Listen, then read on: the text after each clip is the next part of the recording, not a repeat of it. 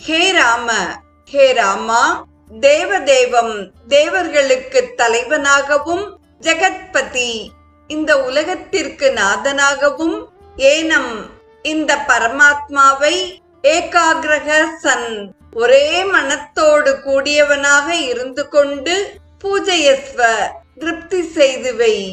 ஏதத் இந்த ஆதித்ய ஹிருதய ஸ்தோத்திரத்தை திரிகுணிதம் யதா ததா 3 தடவை ஆவர்த்தி ஆகும்படி ஜப்த்வா ஜபம் செய்து யுத்தேஷு எந்த போர்களிலும் விஜயிஷ்யசி பகைவர்களை ஜெயித்து விடுவாய்.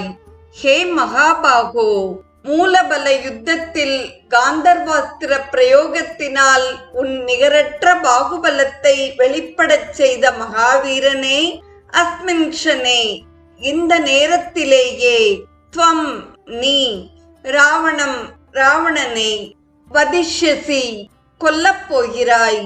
ஏவம் இவ்வாறு உக்த்வா சொல்லிவிட்டு ததா அப்பொழுதே அகத்யக அகத்திய மகரிஷி யதாகதம் ச வந்த வழியே ஜகாம சென்று விட்டார் என்பதாக பதவுரை அமைகிறது.